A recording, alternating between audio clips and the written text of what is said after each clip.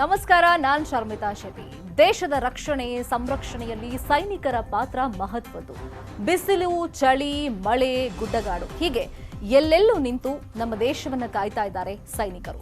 ಶತ್ರುಗಳ ಗುಂಡಿಗೆ ಎದೆಯಿಟ್ಟು ಅದೆಷ್ಟೋ ಸೈನಿಕರು ಹುತಾತ್ಮರಾಗಿದ್ದಾರೆ. ಅಂತ ಸೈನಿಕರನ್ನ ಸ್ಮರಿಸೋದು ನಮ್ಮೆಲ್ಲರ ಜವಾಬ್ದಾರಿ ಮತ್ತು ಕರ್ತವ್ಯ. ಸೈನಿಕರ ತ್ಯಾಗ ಬಲಿದಾನದ ಮುಂದೆ ಎಲ್ಲವೂ ನಗಣ್ಯ. ಹಾಗಾಗಿ ಹುತಾತ್ಮ ಸೈನಿಕರಿಗೆ ಸೆಲ್ಯೂಟ್ ಮಾಡಲೇಬೇಕು. ಅಂತ ಕಾರ್ಯಕ್ರಮವೇ ಈ ಬ್ರೇವರಿ ಅವರ್. ಇದು ನ್ಯೂಸ್ 18 ಕನ್ನಡದ ಜೈ ಹಿಂದ್ ಸನ್ಮಾನ, co powered by AB properties ಮತ್ತು ಬೆನಕಾ ಗೋಲ್ಡ್. ಸ್ಪೆಷಲ್ ಪಾರ್ಟ್ನರ್ ನಮ್ಮ 11, health partner Satpushti noni, beverage partner Kothas coffee.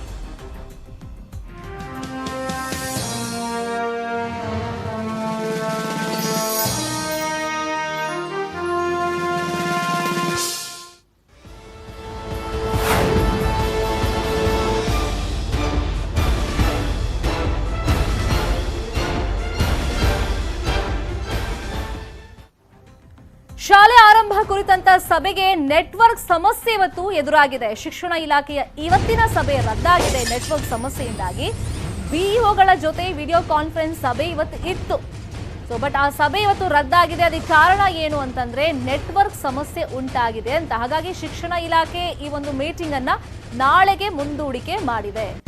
ಶಾಲೆ ಆರಂಭದ ಸಾಧಕ ಬಾಧಕಗಳ ಬಗ್ಗೆ ಇವತ್ತು ಸಭೆ ಆಗಬೇಕಾಗಿತ್ತು. ಈ ವಿಡಿಯೋ ಕಾನ್ಫರೆನ್ಸ್ ನಲ್ಲಿ ಚರ್ಚೆಗಳೆಲ್ಲ ಆಗಬೇಕಾಗಿತ್ತು. ಆದರೆ ನೆಟ್ವರ್ಕ್ ಸಮಸ್ಯೆಯಿಂದಾಗಿ ಶಿಕ್ಷಣ ಇಲಾಖೆ ಇವತ್ತಿನ ಈ ಮಹತ್ವದ ಮೀಟಿಂಗ್ ಅನ್ನ ನಾಳೆಗೆ ಪೋಸ್ಟ್ಪೋನ್ ಮಾಡಿದೆ. ಶಾಲೆ ಆರಂಭದ ಬಗ್ಗೆ ಸಾಧಕ ಬಾಧಕಗಳು ಏನೇನು, ಏನು ಎತ್ತ ಆ ವಿಚಾರವಾಗಿ ನಾಳೆ ವಿಡಿಯೋ ಕಾನ್ಫರೆನ್ಸ್ ನಲ್ಲಿ ಮತ್ತೆ ಸಭೆ ಆಗುತ್ತೆ. ಈಗ ಒಂದ್ ವೇಳೆ ಶಾಲೆ ಏನಾದ್ರೂ ಸದ್ಯಕ್ಕೆ ಸ್ಟಾರ್ಟ್ ಮಾಡಿಲ್ಲ ಅಂತಂದ್ರೆ, ರಿಓಪನ್ ಮಾಡಿಲ್ಲ ಅಂತಂದ್ರೆ ಏನೆಲ್ಲ ಕ್ರಮಗಳನ್ನ ಕೈಗೊಳ್ಳಬೇಕು ಆ ಬಗ್ಗೆ ಚರ್ಚೆ ಎಲ್ಲ ಆಗಬೇಕಾಗಿತ್ತು. ಆದರೆ ನೆಟ್ವರ್ಕ್ ಸಮಸ್ಯೆಯಿಂದ ಇವತ್ತಿನ ಸಭೆಯೇ ರದ್ದಾಗಿದೆ. ಈಗ ಶಾಲೆ ಆರಂಭ ಮಾಡಿದ್ರೆ ಯಾವ ತರ ಕ್ರಮಗಳನ್ನ ಕೈಗೊಳ್ಳಬೇಕು, ಏನ್ ಗೈಡ್ಲೈನ್ಸ್ ಫಾಲೋ ಮಾಡಬೇಕು, ಒಂದ್ ವೇಳೆ ಮತ್ತೆ ಪೋಸ್ಟ್ಪೋನ್ ಮಾಡಿದ್ರೆ ಅದಕ್ಕೆ ಪರ್ಯಾಯ ವ್ಯವಸ್ಥೆ ಏನು. ಈಗ ಆನ್ಲೈನ್ ಶಿಕ್ಷಣ ವ್ಯವಸ್ಥೆ ಅಂತ ಜಾರಿಗೆ ತಂದಿದೆ ಸರ್ಕಾರ. ಅದರಿಂದ ಸಾಕಷ್ಟು ಸಮಸ್ಯೆಗಳು ಎದುರಾಗ್ತಿದೆ ಸಾಕಷ್ಟು ಭಾಗದಲ್ಲಿ. ಅದರಲ್ಲೂ ಬೋರೋರ್ ಮಕ್ಕಳಿಗೆ ಹೆಲ್ತ್ ಸಮಸ್ಯೆ ಆಗ್ತಾ ಇದೆ, ಅರ್ಥ ಆಗ್ತಿಲ್ಲ. ಈ ತರ ಹಲವು ಸಮಸ್ಯೆಗಳು, ಕಂಪ್ಲೇಂಟ್ಸ್ಗಳು ಪೋಷಕರಿಂದ ಬರ್ತಾ ಇದೆ. ಮಕ್ಕಳು ಕೂಡ ಈ ತರ ಕಂಪ್ಲೇಂಟ್ಸ್ ಅನ್ನ ಮಾಡ್ತಾ ಇದ್ದಾರೆ.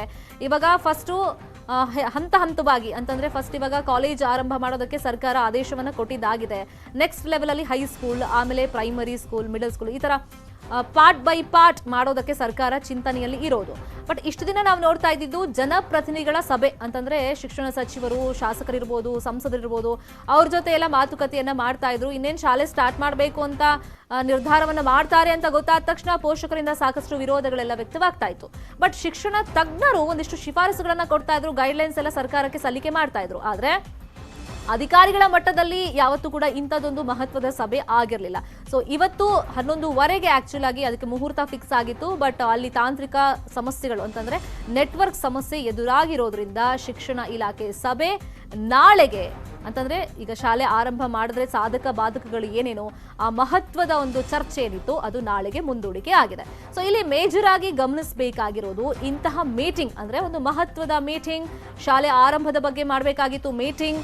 ಇಂತಹ ಮಹತ್ವದ ಸಭೆಗೆ ನೆಟ್ವರ್ಕ್ ಸಮಸ್ಯೆ ಎದುರಾಯಿತು ಅಂತಂದ್ರೆ ಇನ್ನು ಆನ್ಲೈನ್ ಶಿಕ್ಷಣದಲ್ಲಿ ಹಲವಾರು ಸಮಸ್ಯೆಗಳು ಇಲ್ಲಿ ತನಕ ಮಕ್ಕಳು ಎದುರಿಸಿದ್ದಾರಲ್ಲ, ಅದಕ್ಕೊಂದು ಬೆಸ್ಟ್ ಎಕ್ಸಾಂಪಲ್ ಇದು. ಇನ್ನು ಶಾಲೆ ಆರಂಭಕ್ಕೆ ಹಾಗಾದ್ರೆ ಎಲ್ಲಾ ಸಿದ್ಧತೆಗಳು ನಡೆದಿದೆಯಾ? ಕೊರೋನಾ ಕೇಸ್ ಕಡಿಮೆ ಬೆನ್ನಲ್ಲೇ ಸಿದ್ಧತೆಗಳು ಆಗ್ತಾ ಇದೆಯಂತೆ. ನಾಳಿನ ಸಭೆಯಲ್ಲಿ ಮುಹೂರ್ತವನ್ನ ಹಾಗಾದ್ರೆ ನಿಗದಿ ಮಾಡ್ತಾರಾ? ಇಲ್ಲಿ ಹಂತವಾಗಿ ಶಾಲೆ ಪುನರ್ ಆರಂಭ ಮಾಡುವಂತ ಸಾಧ್ಯತೆಗಳು ಹೆಚ್ಚಾಗಿದೆ. ಹಂತವಾಗಿ ಮಾಡಿದ್ರೂ ಕೂಡ ಕೊರೋನಾ ಕೇಸಸ್ ಏನೋ ಕಡಿಮೆ ಇದೆ, ಬಟ್ ಆ ಗೈಡ್ಲೈನ್ಸ್ ಅನ್ನ ಇನ್ನೂ ಕೂಡ ಪ್ರಾಪರ್ ಆಗಿ ಫಾಲೋ ಮಾಡಬೇಕು. ಅದರಲ್ಲೂ ಮಕ್ಕಳು ಯಾವ ತರ ಫಾಲೋ ಮಾಡ್ತಾರೆ, ಅದನ್ನ ಮಾನಿಟರ್ ಮಾಡೋದು ಯಾರು, ಯಾವ ತರ ವ್ಯವಸ್ಥೆಗಳನ್ನ ಶಾಲೆಗಳಲ್ಲಿ ಮಾಡ್ಕೊಳ್ಬೇಕು. ಅದರಲ್ಲೂ ಈಗ ಪ್ರೈವೇಟ್ ಸ್ಕೂಲಲ್ಲಿ ಏನೋ ಸಿಬ್ಬಂದಿಗಳಿರ್ತಾರೆ, ಮಾಡ್ಕೋಬಹುದು, ಅದಕ್ಕೆ ಒಂದು ಈಗ ಫೆಸಿಲಿಟೀಸ್ ಅಂತ ಏನ್ ಹೇಳ್ತೀವಿ, ಸೌಕರ್ಯಗಳು ಸಿಗಬಹುದು. ಆದ್ರೆ ಸರ್ಕಾರಿ ಶಾಲೆಗಳಲ್ಲಿ ಏನ್ ಕತೆ? ಕೊರೋನಾ ಕೇಸ್ ಕಡಿಮೆ ಬೆನ್ನಲ್ಲೇ ಸಿದ್ಧತೆಗಳೆಲ್ಲ ಆಗ್ತಾ ಇದೆ ಶಾಲೆಗಳನ್ನ ಪುನರ್ ಆರಂಭ ಮಾಡೋದಕ್ಕೆ. ಈ ಎಲ್ಲ ವಿಚಾರಗಳನ್ನ ಎಲ್ಲ ಆಂಗಲ್ಗಳಲ್ಲಿ ನಾಳೆಯ ಸಭೆಯಲ್ಲಿ ನಿರ್ಧಾರವನ್ನ ಮಾಡಲಾಗುತ್ತೆ. ಮುಹೂರ್ತವನ್ನ ಇಡಬಹುದು, ಚಾನ್ಸಸ್ ಇದೆ ಅಂತ.